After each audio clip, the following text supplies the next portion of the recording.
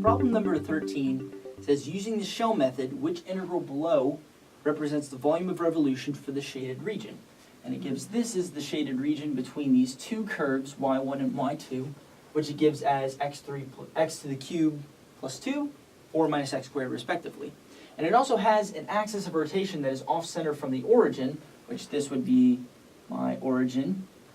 We're at x equals -1.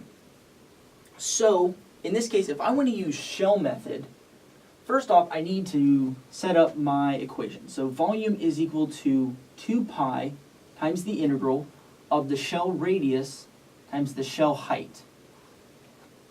So I need to figure out what my shell radius is and what my shell height is.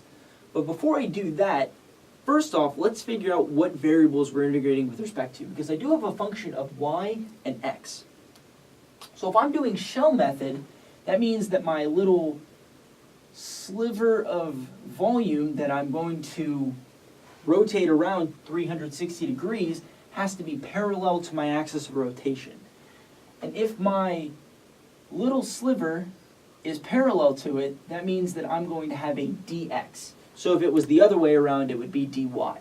But in this case, because I'm going to take this and I'm going to rotate it like this, I want all of my functions to be in terms of dx.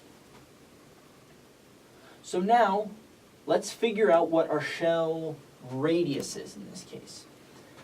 So shell radius is determined by moving from the axis of rotation to the function, or vice versa. So what I do is I start from left to right, and I move until I hit something. The first thing I hit is I hit my axis of rotation.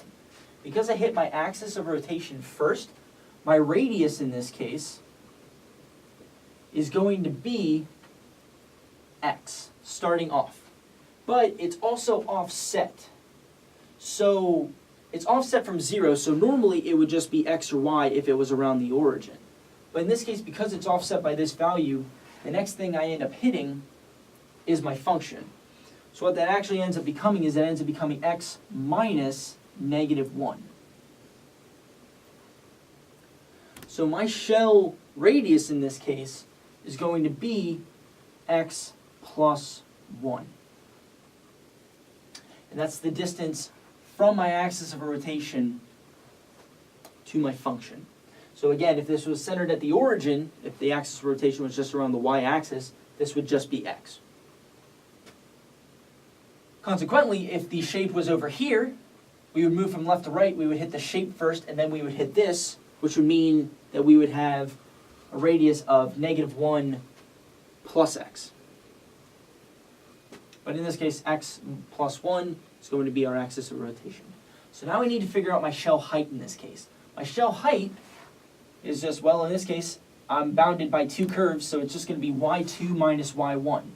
So my y2 is 4 minus x squared, and my y1 is going to be x cubed plus 2, so that'll be minus x cubed minus 2. And I have a dx out there as well. Okay. Now if I go ahead and I simplify this a little bit, I also do need to figure out my boundaries. So if I'm taking my shell and I'm moving it from here to here along this axis as I rotate it around, I'm going from x equals 0, which is at the axis, to x equals 1, which is where the area stops. So my integral is going to be from 0 to 1 in this case. And I have an x plus 1. I can go ahead and simplify this a little bit. I'm going to get it in descending order of power. So I have a minus x cubed, a minus x squared, and a plus 2. Okay? And I end up with a dx on the end. And that's pretty much it. It doesn't want us to solve it at all, so we just leave it in its integral form. So when I look through all of this, it matches exactly with answer C. So C is the correct answer in this case.